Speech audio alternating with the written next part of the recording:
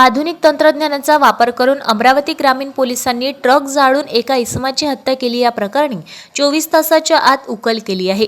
मोर्शी तालुक्यातील चिखलसावंगी फाटा येथे ट्रकला आग लावून केलेल्या हत्येचा छडा लावण्यात पोलिसांना यश आले आहे। पोलीस स्टेशन मोर्शी येथे 15 जुलै रोजी सकाळी 10:42 सुमारास डायल 112 वर माहिती मिळाली की चिखलसावंगी फाटा येथे एका ट्रकला आग लागली आहे। घटनास्थळी पोलीस व अग्निशमन दल दाखल झाल्यानंतर ट्रकच्या केबिनमध्ये पूर्णतः जळालेल्या अवस्थेत एका अज्ञात व्यक्तीचा मृतदेह आढळून आला। सदर घटना अत्यंत क्लिष्ट असल्याने मृतदेहाची ओळख पटविणे आणि संशयिताचा शोध घेणे हे पोलिसांसमोर मोठे आव्हान होते। यासाठी स्थानिक गुन्हे शाखेचे 3 पथक व मोर्शी उपविभागातील 7 पथके तयार करण्यात आली। ट्रक क्रमांक MH29T2903 ची पडताळणी करून मूळ मालक मोनी उमेश जोशी वय वर्ष 44 राहणार म्हाडा कॉलनी चंद्रपूर यांचा शोध घेण्यात आला।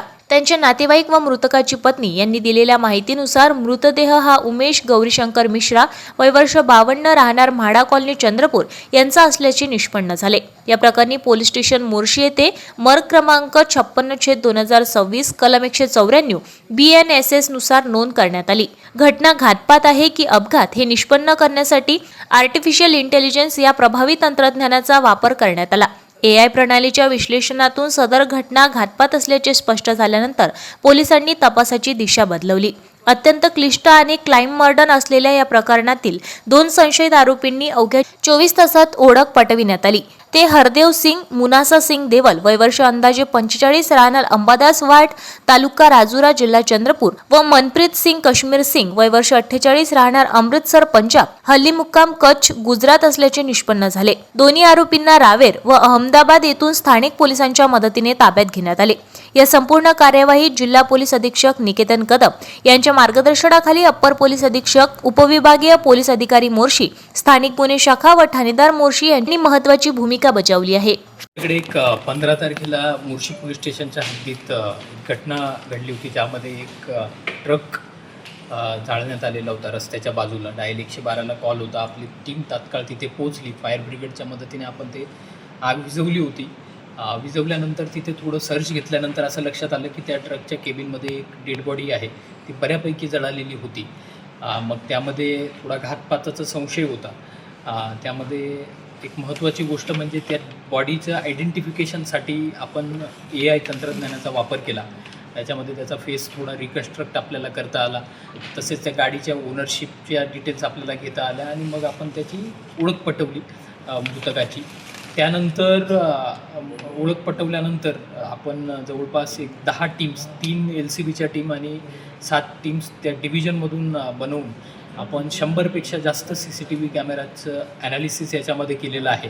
आणि तसेच पुन्हा आपल्याला एका ठिकाणी सस्पेक्टेड व्हेकल आणि 2 सस्पेक्टेड आरोपी दिसत होते, तर त्यांचं देखील फेस आणि इमेज एन्हान्समेंटसाठी AIचा वापर आपण केला आणि त्यामध्ये आपण हे 2 आरोपी निष्पन्न केलेले आहेत आणि त्यांना ते पळून जाण्याचा प्रयत्न करत असताना आपण एक जळगाव स्थानिक पोलिसांची आणि गुजरात पोलिसांची मदत घेऊन त्यांना ताब्यात घेतलेलं आहे। सध्या त्यांना अटक केलेलं आहे। यामध्ये प्रथमदर्शनी असं दिसून येत आहे की जे मृतक होते ते आणि याच्यातला एक जो आरोपी आहे मुख्य आरोपी, या दोघांचे पैशाचे व्यवहार होते। त्यामध्ये त्यांच्यामध्ये नागपूरच्या वाडी एरियामध्ये भांडण झालं होतं। त्याच्यामध्ये त्या झटापटीत हा जो मृतक आहे त्याचा तिथं मृत्यू झाला असं आरोपीचं सांगणं आहे। तर त्यानंतर त्यांनी बॉडी कशी डिस्पोज करायची त्यामुळे ते मोर्शीपर्यंत पोहोचले होते आणि त्यांनी इथून पेट्रोल देखील विकत घेतलं आणि केबिन जाळून हा ॲक्सिडेंट आहे असं देखील दाखवण्याचा प्रयत्न केलेला आहे।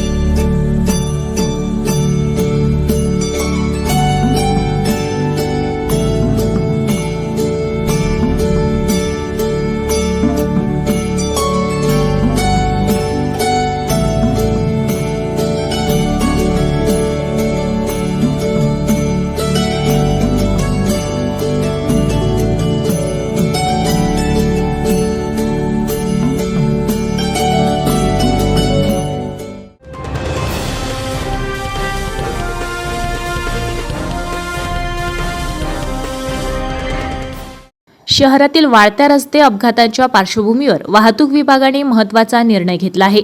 दिनांक 24 जुलै 2026 पासून शहरात दुचाकी चालक आणि मागील आसनावरील प्रवाशांसाठी हेल्मेट सक्तीची अंमलबजावणी करण्यात येणार आहे। चालकासह मागे बसणाऱ्या व्यक्तीलाही ISI मार्क असलेले हेल्मेट घालणे बंधनकारक राहणार आहे. वाहतूक विभागाच्या माहितीनुसार शहरात दुचाकी अपघातांमध्ये डोक्याला गंभीर दुखापत होऊन मृत्यू होण्याच्या घटना वाढत आहे. त्यामुळे नागरिकांच्या सुरक्षिततेच्या दृष्टीने हा निर्णय घेण्यात आला आहे.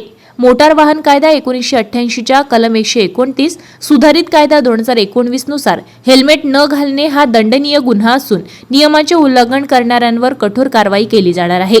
24 जुलैनंतर दुचाकी चालक आणि मागील प्रवाशांना हेल्मेट अनिवार्य असणार आहे. केवळ ISI मार्क असलेले हेल्मेट वैध मानले जाईल. हेल्मेट न घातल्यास दंडात्मक कारवाई केली जाईल.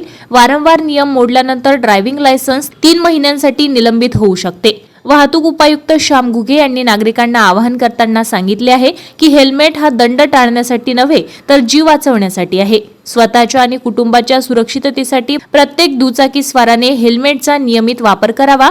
अमरावती शहर विभागाने सर्व नागरिकांना वाहतूक नियमांचे पालन करून सुरक्षित प्रवास करण्याचे आवाहन केले आहे.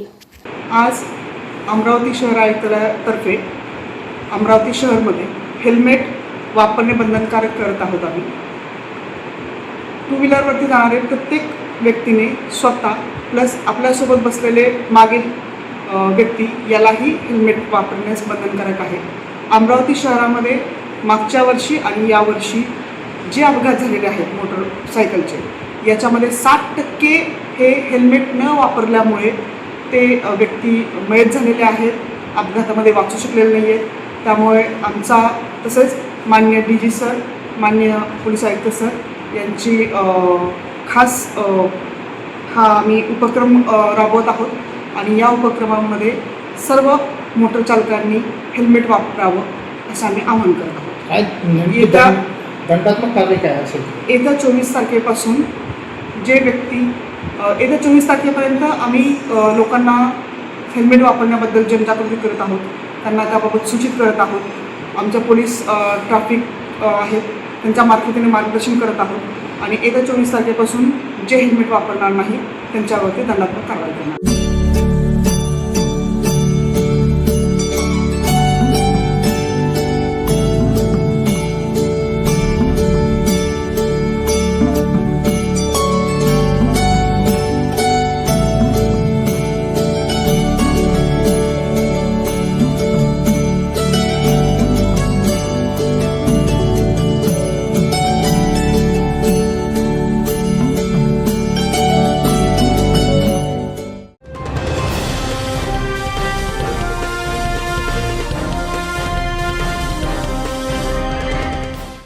आदिवासी विकास मंत्री डॉक्टर अशोक उईके हे 17 आणि 18 जुलै रोजी अमरावती जिल्ह्याच्या दौऱ्यावर येत असून चिखलदरा येथे विविध विकास कामांचा आढावा घेणार आहेत.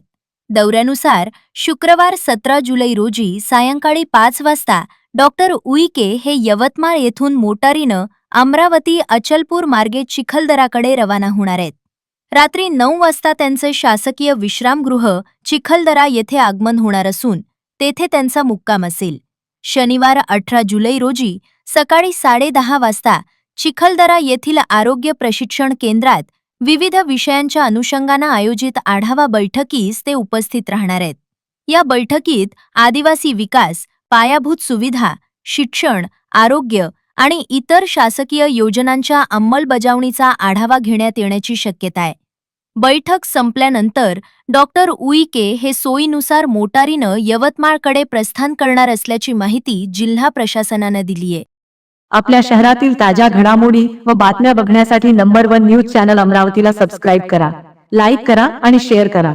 संपर्क करा संपादक नितीन पाटील मुळे. संपर्क क्रमांक 9921589663.